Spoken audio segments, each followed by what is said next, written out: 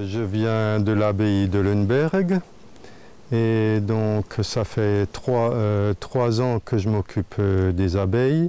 Au préalable, je m'occupais des espaces verts.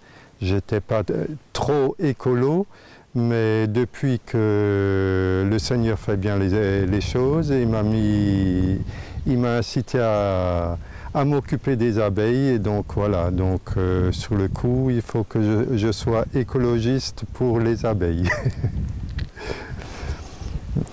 Mais l'abbaye de Leuenberg, donc ça fait 1 an que ça discute, oui, parce que notre père abbé a dû donner sa démission et il n'y avait plus de père abbé de potentiel dans notre communauté.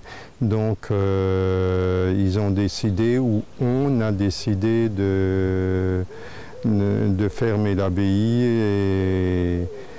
et de partir dans d'autres communautés. D'abord, il était prévu dans une seule communauté, toute la communauté de Leuenberg, et finalement, on s'est divisé en plusieurs communautés.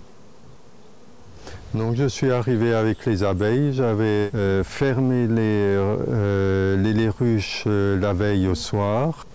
Et le lendemain matin, d'assez bonne heure, je suis parti avec les ruches, et donc je suis arrivé ici, mais voilà, il y a eu un petit couac, c'était que dans 2 ruches, ils étaient un peu trop serrés. Je pensais voilà, que ça pouvait passer. Mais comme les ruches alsaciennes hautes ont beaucoup moins d'aération que les ruches d'Adam, mais j'ai deux ruches ou 2,5 qui sont mortes. Les reines sont mortes aussi. Il y a 95, sur les 2 ruches, il y a 95% des abeilles qui sont mortes. Il y avait juste une petite poignée de survivantes. Et les survivantes réintègrent facilement une autre... De toute façon, il n'y avait pas grand-chose et ils ont trouvé... De toute façon, des abeilles, quand on leur supprime leur habitat, ils sont obligés de trouver un autre habitat et ils essayent de rentrer dans d'autres ruches. Souvent, ça c'est accepté, mais quand... Par contre, si c'est une abeille qui vient et qui se trompe de ruche, elle se fait tout de suite éjecter. Mais quand ils essayent de rentrer dans une ruche qui est assez faible et qui viennent pas pour pour piller ce qu'il y a à l'intérieur. Je pense que les autres abeilles le sentent aussi. Et là, donc, ils ont pu facilement rentrer. Ça s'est reparti. Il y a un petit souci, donc j'ai dû commander 2 nouvelles reines. Les reines devraient arriver, mais les transports traînent et donc malgré qu'ils sont partis mardi matin, on est maintenant vendredi après-midi et elles ne sont toujours pas là. J'espère qu'ils seront là demain pour que je puisse introduire ces nouvelles reines dans leur nouvelle ruche. Les abeilles acceptent facilement une nouvelle reine? Non, ça va être un peu la loterie, disons. En pleine saison, c'est difficile de leur faire accepter une nouvelle reine.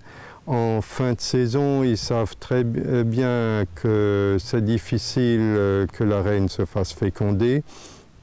Et donc, quand ils ont pratiquement plus d'œufs dans la ruche, ils voient qu'ils sont obligés de l'accepter.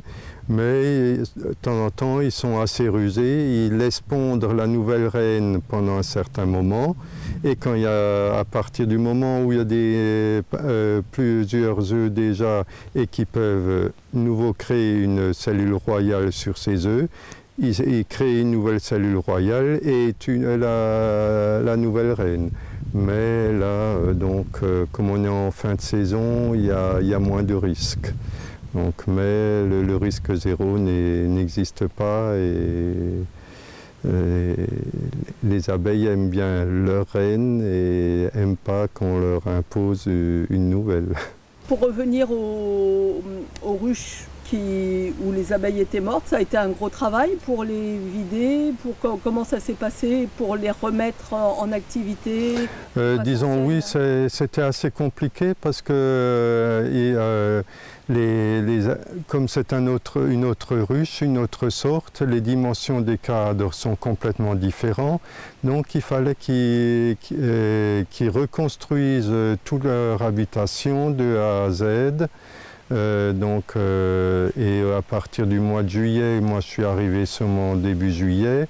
À partir du mois de juillet, c'est beaucoup plus difficile aux abeilles de construire les cadres de cire.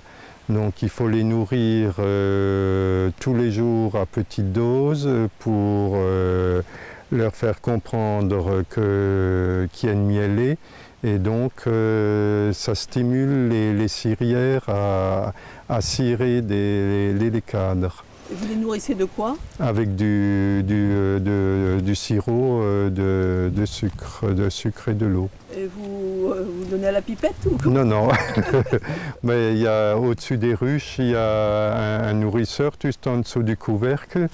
Et donc ce nourrisseur, on le remplit, ou je leur donnais, on peut le remplir ou en donner légèrement, mais il vaut mieux pour les stimuler, leur donner 25 centilitres tous les soirs.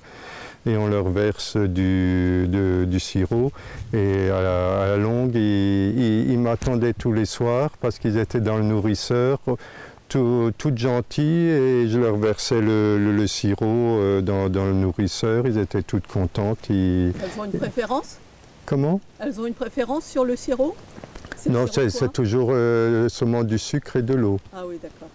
On peut le faire soi-même ou l'acheter tout terminé, mais donc voilà, là cette année j'ai opté pour l'acheter tout terminé, il y a moins de travail et c'est moins cher encore que si on voudrait le faire. Et est-ce qu'on reconnaît des cireuses comme on reconnaît les reines? Non, donc là, ça dépend, au début, une abeille a plusieurs stades. Au début, elle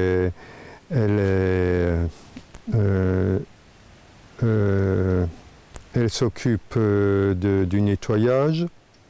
Ensuite, elle les nourrice. Et ensuite, elle est ouvrière, donc elle est cireuse. Elle est aussi gardienne.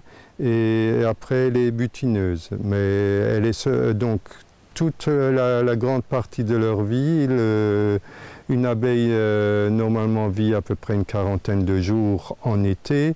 En hiver, elle vit 6 mois. C'est une autre sorte d'abeille qui est plus robuste. Et donc l'abeille d'été, elle sort de sa ruche pour aller butiner les 10 derniers jours de sa vie. Après, elle meurt. Donc la plus grande partie de la vie, l'abeille, elle est à l'intérieur. Et même si on voit beaucoup d'abeilles qui sortent, la plus grande partie, ce sont les butineuses. Tout en sachant que dans une ruche, il y a à peu près, dans une bonne ruche forte, il y a jusqu'à 40 000 abeilles. Ah oui, d'accord. Et du coup, vous en avez perdu combien?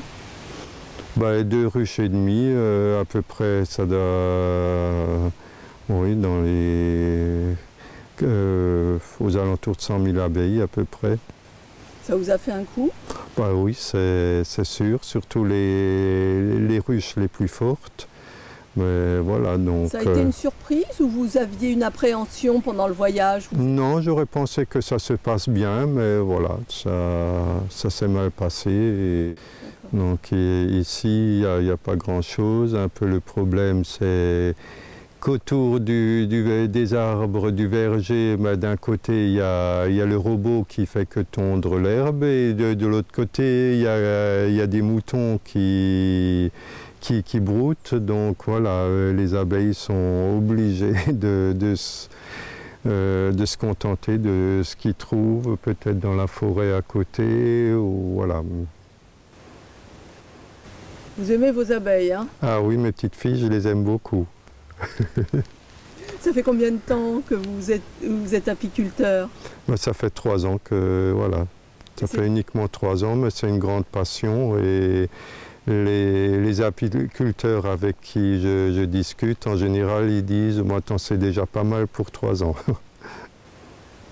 Et les frères de la communauté d'Assay ont bien accueilli les nouvelles ruches? Ils sont contents? Oui, ils sont contents, surtout que on leur donne du miel. Ils sont comme des petites abeilles.